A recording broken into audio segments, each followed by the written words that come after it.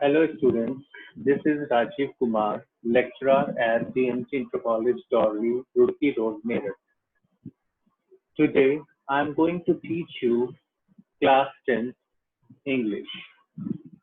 The first lesson of prose is The Enchanted Pool, written by Sri Raj Gopalachari. Summary in English and Hindi.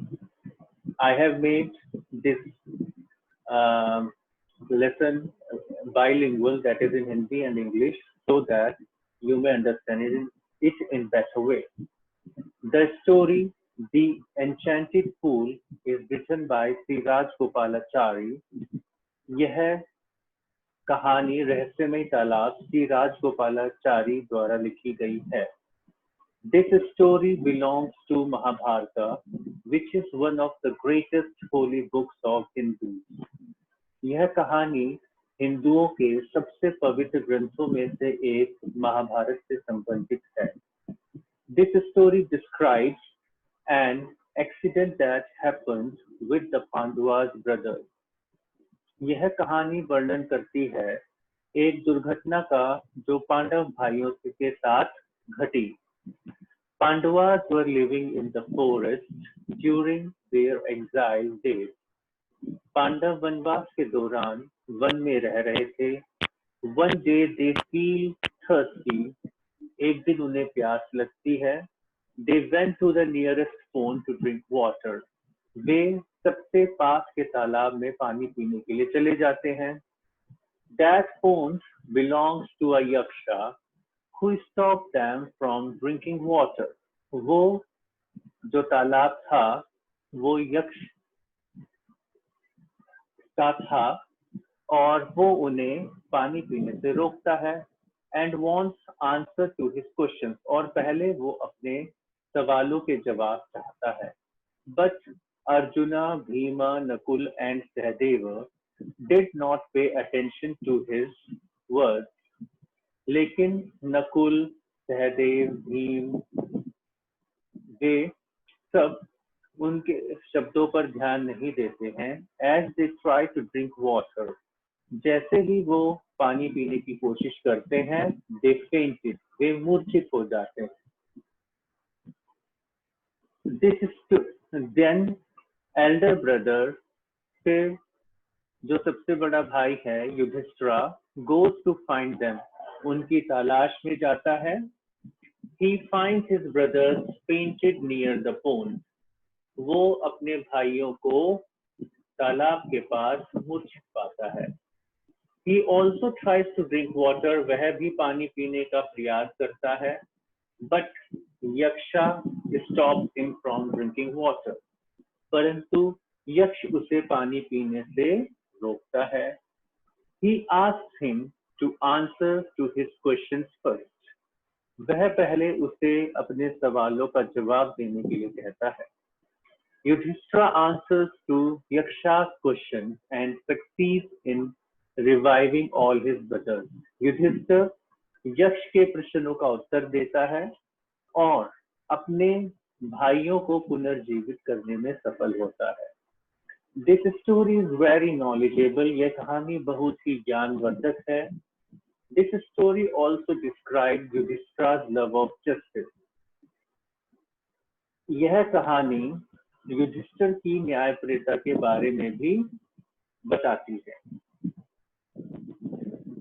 अब मैं आपको हर एक paragraph पढ़ाऊंगा और उनका हिंदी में मतलब भी बताऊंगा. आप इन्हें ध्यान से पढ़ें और उसके बाद हर पैराग्राफ के ऊपर बेस्ड क्वेश्चन आंसर्स हैं, एंटोनिम सिनोनिम्स हैं, उनको आप ध्यान से समझें. As he looked at the mighty limbs, now so helpless, he sadly wondered who could have been powerful enough to kill them. जैसे ही युधिष्ठिर ने अपने भाइयों की बलशाली अंगों को देखा जो कि अब बहुत असहाय हो चुके थे, तब उन्होंने दुखी होकर सोचा कि कौन इतना बलशाली हो सकता है जो इन्हें मार दे. Then he too descended into pool फिर वह स्वयं भी पूल में उतर जाते हैं। ड्रॉन टू द वाटर, उन्हें खींच लिया जाता है पानी की तरफ बाय एन ओवरपावरिंग थर्स्ट, बहुत तेज प्यास के द्वारा, बेकाबू प्यास के द्वारा, ओवरपावरिंग जिसपे कि काबू ना हो सके। At once the voice without form warned, तुरंत बिना आकार की आवाज उन्हें चेतावनी देती है। अब इस पैराग्राफ पर आधारित क्वेश्चन है, Who had killed Yudhishthira's brothers? किसने युधिष्ठिरा के भाइयों को मारा था? तो इसका आंसर होता है, किसने मारा था? यक्ष ने। तो इसका आंसर लिखेंगे, यक्षा had killed Yudhishthira's brothers. यक्ष ने युधिष्ठिरा के भाइयों को मारा था या उनका वध किया था। What drew Yudhishthira to water? किसने युधिष्ठिर को पानी की तरफ खींचा था? Overpowering thirst drew Yudhishthira to water. बेकाबू प्यास ने युधिष्ठिर को पानी की तरफ खींचा था। Write antonyms of the following words. निम्नलिखित शब्दों के विलोम लिखिए। एंटोनिम्स का मतलब होता है विलोम, विपरीत अर्थी शब्द, विपरीतार्थी, जिनका मतलब उल्टा होता है। हेल्पलेस यानी कि इसका उल्टा होता है हेल्पफुल। असहाय का मतलब मददगार। पावरफुल शक्तिशाली, पावरलेस शक्तिहीन। डिसेंट उतरना, एसेंड चढ़ना, जैसे पहाड़ पे चढ़ने को हम बोलेंगे कि आई असेंडेड द माउंटेन, और उतरने को बोलेंगे आई डिसेंडेड द माउंटेन। फॉर्म मतलब आकार, फॉर्मलेस मतलब निराकार, जिसका कोई आकार ना हो। Right synonyms of the following words. Synonyms का मतलब होता है पर्यायवाची। निम्नलिखित शब्दों के पर्यायवाची लिखिए। माइटी शक्तिशाली, और इसका सिनोनिम होता है बलशाली यानी कि पावरफुल। ओवरपावरिंग एक्सट्रीमली स्ट्रॉन्ग और इंटेंस, बहुत प्रबल। लिम्स का मतलब होता है अंग यानी कि भुजाएं और पैर। Now let's proceed to paragraph 2. Your brothers died because they did not heed my words. तुम्हारे भाई मारे गए क्योंकि उन्होंने मेरी आवाज पर ध्यान नहीं दिया। कौन बोलता है? यक्ष। They tried to drink water without answering my questions. उन्होंने बिना मेरे प्रश्नों का उत्तर दिए पानी पीने की कोशिश की। Do not follow them. उनका अनुकरण मत करना। Answer my questions first, and then you can quench your thirst. पहले मेरे सवालों का जवाब दो, तब तुम अपनी प्यास को बुझा सकते हो। This pool belongs to me. यह तालाब मेरे अधिकार में है या यह तालाब मेरा है। अब इसके ऊपर आधारित क्वेश्चन है।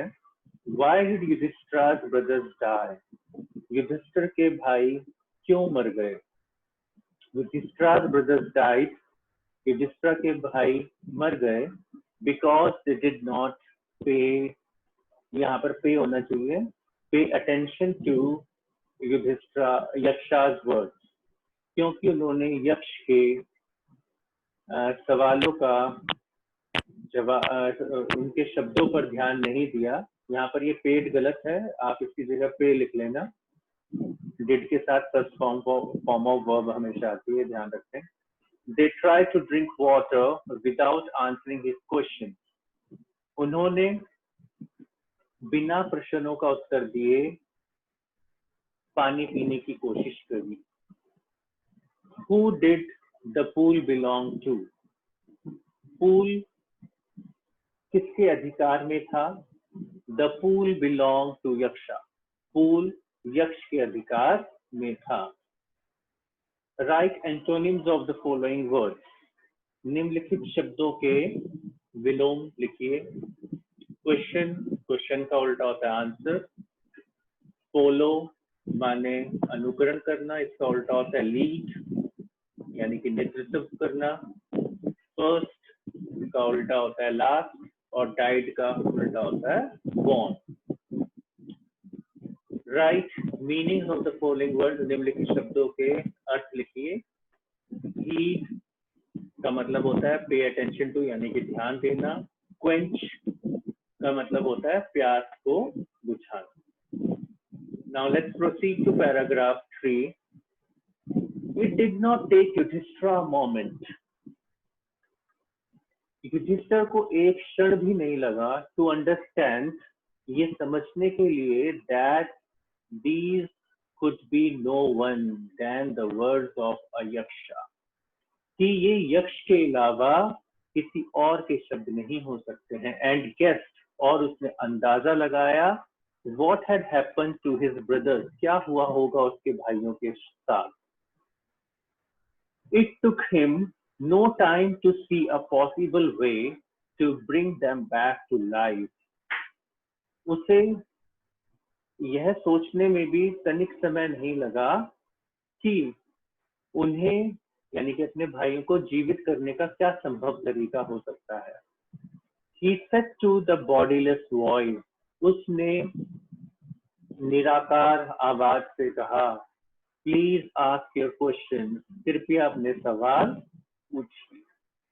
अब इस पैराग्राफ पर जो आधारित क्वेश्चंस हैं, what trait of Yudhishthira's character does the above passage display, यानी कि ये पैराग्राफ युधिष्ठिर की कौन सी विशेषताओं को दर्शाता है। तो ये बताता है कि Yudhishthira was sharp and clever, वो बहुत तीव्र दिमाग के थे और चतुर थे या बुद्धिमान थे। उन्होंने तुरंत अंदाजा लगा लिया कि अपने भाइयों को कैसे जीवित किया जा सकता है, और वो किसकी आवाज है, निराकार। Right meaning of the following word, निम्नलिखित शब्दों का मतलब बताइए। बॉडीलेस, जिसका शरीर ना हो, यानी कि निराकार, formless. Paragraph 4, the voice put questions rapidly, rapidly मतलब तीव्रता से, एक के बाद एक, वन आफ्टर अनदर। तो the voice put questions rapidly one after another, उस आवाज ने शीघ्रता से एक के बाद एक कई प्रश्न पूछे। What rescues man in danger, खतरे के समय इंसान को कौन बचाता है। करेज, उत्तर था इसका साहस, जो कि युधिष्ठिर ने दिया। फिर यक्ष दूसरा प्रश्न पूछता है, by the study of which science does man become wise, किस विज्ञान के अध्ययन से इंसान बुद्धिमान बनता है।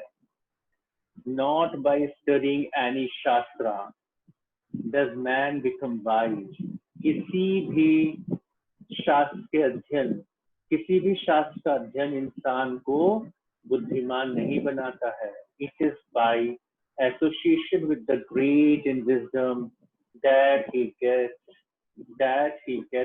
wisdom, यहाँ पे gets होना चाहिए।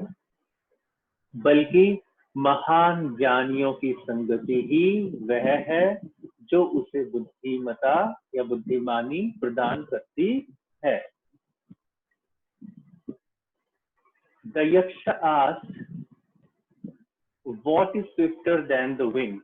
यक्ष ने पूछा, कौन सी चीज बुद्धि हवा से भी तेज चलती है। तो इसका उत्तर दिया युधिष्ठिर ने, माइंड, मस्तिष्क, की मस्तिष्क वायु से भी तेज, पवन से भी तेज चलता है।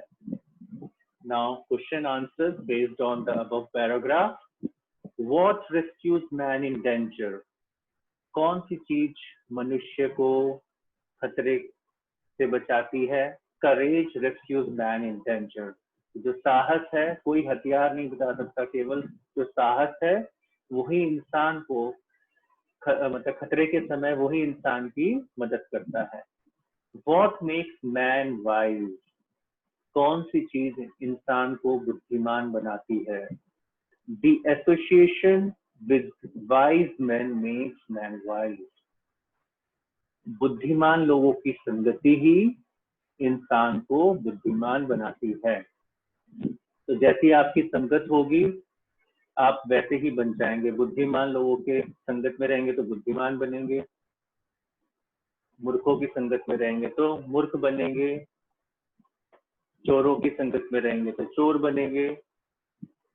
तो हमेशा अपनी संगत पर ध्यान दीजिए। आपने कहावत भी सुनी होगी, a man is known by the company he keeps, कि एक इंसान को उसकी संगत से ही जाना जाता है।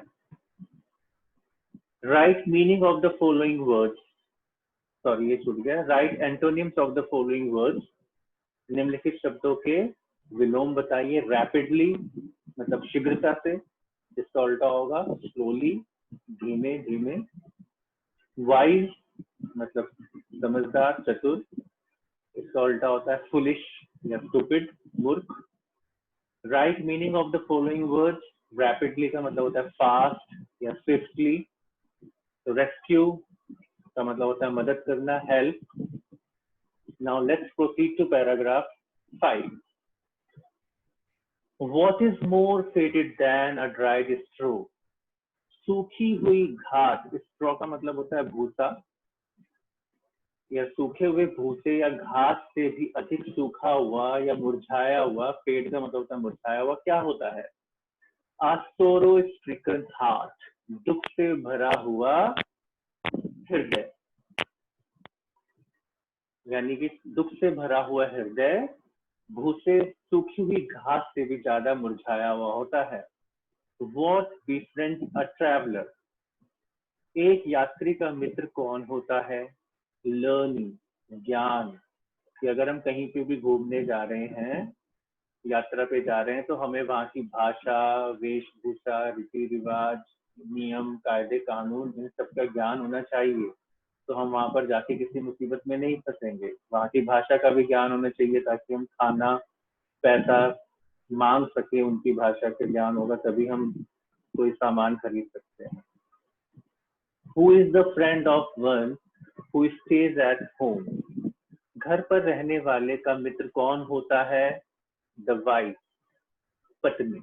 ही, जब इंसान घर पे रहता है तो पत्नी ही उसकी सबसे अच्छी मित्र होती है।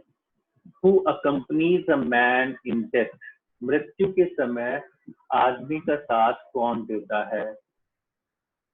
आपने सुना होगा कि कोई भी चीज, धन दौलत, चाहे वो सिकंदर था या कोई भी अमीर रईस व्यक्ति था, उसके साथ उसका धन नहीं जाता है। तो जो केवल इंसान के साथ जाता है वो होता है केवल उसका धर्म। और यहाँ पे धर्म का मतलब हिंदू, मुस्लिम, सिख, ईसाई से नहीं है। धर्म का मतलब है अच्छे कर्म से। कर्म ही धर्म है, वर्क इज वर्शिप। धर्म ही पूजा है, कर्म ही पूजा है। That alone accompanies the soul in its solitary journey after death. केवल धर्म ही है जो मृत्यु के बाद आत्मा की एकांत यात्रा में उसके साथ जाता है। सॉलिटरी का मतलब होता है एकांत, अकम्पनीज का मतलब होता है साथ जाना। जैसे हम पूछेंगे कि तुम्हारे साथ बाजार कौन गया था, तो इसको हम कैसे बोलेंगे इंग्लिश में? Who accompanied you to market? तो मैं जैसे बताऊंगा कि रोहित मेरे साथ गया था, कि रोहित accompanied me। अब क्वेश्चन आंसर्स देखते हैं। What is more fated than a dried straw? कौन सी चीज भूसे से भी ज्यादा सूखी होती है? A sorrow stricken heart, दुख से भरा हृदय is more fated than a dried straw, वो भूसे से भी ज्यादा सूखा होता है, मुरझाया हुआ होता है। What befriends a traveler? एक यात्री का मित्र क्या होता है, कौन होता है? Learning befriends a traveler, कि जो ज्ञान है वही एक यात्री का मित्र होता है, जो उसकी सहायता करता है। Write antonyms of the following words. Fade यानी कि मुरझाना, इसका उल्टा होगा bloom यानी कि खिलना। Dry सूखना, सूखा हुआ। Wet गीला।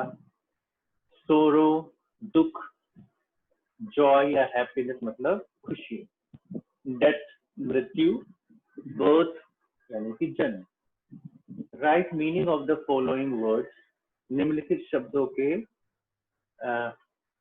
अर्थ लिखिए। सॉलिटरी मतलब होता है लॉनली, एकांत। अकंपनी मतलब एस्कॉर्ट, साथ जाना। Paragraph 6, which is the biggest vessel, सबसे बड़ा पात्र या बर्तन क्या है। दी अर्थ, युधिष्ठिर जवाब देते हैं पृथ्वी। which contains all within itself is the greatest vessel, जिसने सब कुछ अपने अंदर समाया हुआ है वही सबसे बड़ा पात्र या बर्तन है। What is happiness, खुशी क्या है। Happiness is the result of good conduct।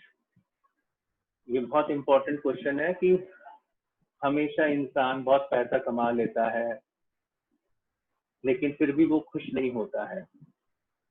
तो सच्ची खुशी वो है जो हमारे अच्छे बर्ताव या अच्छे आचरण का परिणाम होती है।